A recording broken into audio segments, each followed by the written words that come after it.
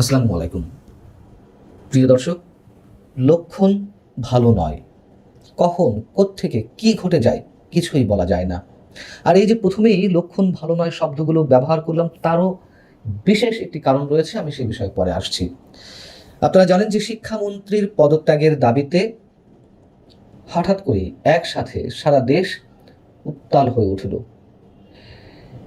HSC পরীক্ষার্থীরা যে আন্দোলন করছে, আমি প্রথমেই বলে রাখছি, তাদের এই আন্দোলনের পেছনে যৌক্তিকতা আছে, কিন্তু আন্দোলনের ধরন, আন্দোলনের মধ্যে বিভিন্ন শিক্ষার্থীদের মুখ থেকে যে ধরনের শব্দ বের হচ্ছে, যে ধরনের স্লোগান উঠছে, তাতে আমাদেরকে অন্য কিছু মনে করিয়ে দিচ্ছে। এবং প্রশ্ন যাচ্ছে, এই আন্দোলনের পেছনে অন্য কেউ নেই তো? ঘোলা পানিতে আবার নতুন করে কেউ মাছ শিকারের চেষ্টা করছে কিনা, সেটিও আমাদের বিবেচনায় নেওয়া দরকার। টানা বৃষ্টি এবং জলাবদ্ধতার মধ্যেও এইচএসসি এবং সমমানের পরীক্ষা নেওয়ার সিদ্ধান্তের প্রতিবাদে পরীক্ষার্থীরা আন্দোলনে নামলো। মঙ্গলবার রাজধানী সহ সারা দেশে বিক্ষোভ প্রদর্শন করা হয়েছে, সারা দেশের বিভিন্ন মহাসড়কে অবরোধ করে রাখা হয়েছে, সমাবেশ হয়েছে, জাতীয় সংসদ ভবনের সামনে অবস্থানরত শিক্ষার্থীদেরকে লাঠিচার্জও করতে হয়েছে সরিয়ে দেওয়ার জন্য। চট্টগ্রাম বিশ্ববিদ্যালয়ের লোহার গেট খুলে নেওয়া হয়েছে। আমি আবারও বলি, শিক্ষার্থীদের যে দাবি, সেই দাবি বা আন্দোলনের কোনো কোনো বিষয়ে অবশ্যই যৌক্তিকতা রয়েছে, কিন্তু যা যা উল্লেখ করলাম এর সব কিছুই কি যৌক্তিকতার মধ্যে পড়ে? আরও বলছি, সেই সমাবেশগুলো থেকে বা বিক্ষুব্ধ শিক্ষার্থীদের মুখ থেকে উচ্চারিত হলো, তুমি কে আমি কে, মুরগি ফার্মের মুরগি ফার্মে মুরগি।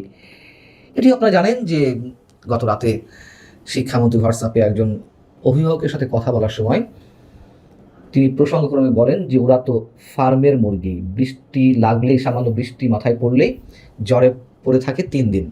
এবং সেখান থেকেই তুমি কে আমি কে, ফার্মের মুরগি, ওই ভিডিওটা, ওই কথোপকথনের ভিডিওটা ভাইরাল হয়ে যাওয়াতে এই স্লোগানগুলো উচ্চারণ করে। তাতেও সমস্যা নেই। এবং সেখান থেকে আরও স্লোগান উঠল, দফা 1 দাবি 1 শিক্ষামন্ত্রীর পদত্যাগ, আপোষ না সংগ্রাম, সংগ্রাম সংগ্রাম।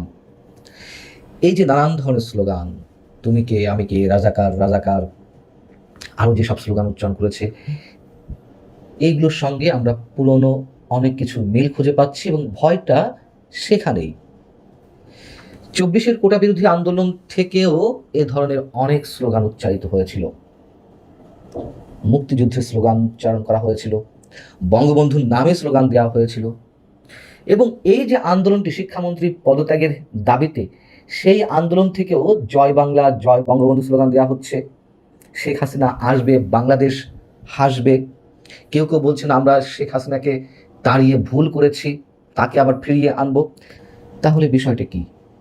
ছাত্রলীগ এই আন্দোলনের নেপথ্যে কাজ করছে, বা এই আন্দোলনের মধ্যে ঢুকে গেছে ছাত্রলীগের নেতাকর্মীরা সরকারকে দুর্বল করার জন্য, সরকারের পতন ঘটানোর জন্য এটি ঘটাচ্ছে? সরকার বিরোধী আন্দোলনে যে কেউ পেছন থেকে সমর্থন দিতেই পারে, কিন্তু প্রশ্ন হচ্ছে, ছাত্রলীগের নেতা কর্মীরা যদি এই আন্দোলনের মধ্যে ঢুকে যায়, তারা প্রকাশ্যে কেন জয় বাংলা জয় বঙ্গবন্ধু স্লোগান দেবে? কেন তারা শেখ হাসিনাকে ফিরিয়ে আনার কথা বলবে? কেউ যদি সমর্থন দেয় বা পেছন থেকে কাজ করে, তারা তো গুপ্ত হয়ে কাজ করে। যেমন গুপ্ত আমরা দেখেছি 24-এর আন্দোলনে পিছনে কারা ছিল, কি ধরনের ম্যাটিকুলাস ডিজাইন ছিল, এখানেও কি সেই একই ধরনের গুপ্তরা কাজ করছে? 24-এর আন্দোলনে এই গুপ্তরাই সক্রিয় ছিল বেশি।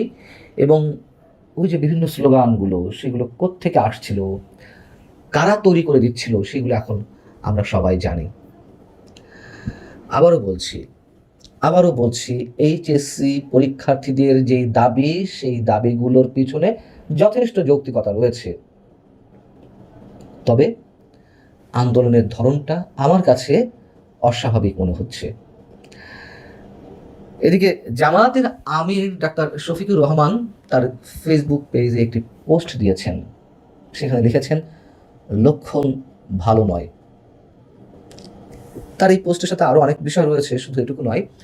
তিনি চট্টগ্রাম নগরীতে এক ইন্টারনেট ব্যবসায়ী প্রতিষ্ঠানে ঢুকে যে তাণ্ডব চালালো সন্ত্রাসীরা, সে বিষয়ে লিখছেন যে তাণ্ডব চালানো দুর্বৃত্তদের সামাজিক ও রাজনৈতিক পরিচয় থাকলে তা প্রকাশ করুন। সরকারের উদ্দেশ্যে বলা হচ্ছে, তাদের পাকড়াও করে আইনের আওতায় আনুন। জানি না কঠিন শাস্তির বিধান হবে কিনা, লক্ষণ ভালো নয়। এই ঘটনার সঙ্গে এই যে লক্ষণ ভালো নয়, এই যে 3-4টি শব্দ, এটি উচ্চারণ করার কি কারণ? হ্যাঁ, অবশ্যই সারা দেশে চাঁদাবাজি চলছে, দেদারসে এখনো সন্ত্রাসী কর্মকাণ্ড চলছে, সেদিক থেকে বিষয়গুলো ভালো বার্তা দিচ্ছে না। কিন্তু লক্ষণ যে ভালো নয় তা আমরা নানান দিক থেকেও বুঝতে পারছি। জামাতের আমির সেটিকেই মেন করলো কিনা এবং তারই কথা বলার পেছনে অন্য কোনো অর্থ আরও রয়েছে কিনা আমরা জানি না। আমি বারবার একটি কথা বলে আসছি আপনাদের সামনে যে ডিপ স্টেটের খেলা এখনো থামেনি। ডিপ স্টেট এখনো চায় একটা উগ্রবাদী সাম্প্রদায়িক গোষ্ঠীকে ক্ষমতায় আনতে, একটা পুতুল সরকার। যারা ছিল বা যারা এখনো আছে তাদের নিয়েও নানান ধরনের প্রশ্ন আছে, তবে একেবারে টোটালি একটা পুতুল সরকার ক্ষমতা নিয়ে এসে তাদেরকে দিয়ে নানান ধরনের স্বার্থ সিদ্ধি করা এবং সেটিকে আবার সামনে রেখে অন্য কোনো খেলায় মেতে ওঠা, যেমন সিরিয়া, ইরাক। বিএনপি আওয়ামী লীগকে ভয় পেয়ে নিষিদ্ধ করে রেখেছে। এর মাঝখান দিয়ে বিশেষ একটি রাজনৈতিক শক্তি আরও শক্তিশালী হয়ে উঠছে। বিএনপি মনে করছে যে একসাথে মিলেমিশে তারা সরকার চালাবে। বিএনপি বুঝতে পারছে না তারা নিজেরাই নিজেদের পায়ে কিভাবে কুড়াল মারছে। ভালো থাকুন সবাই।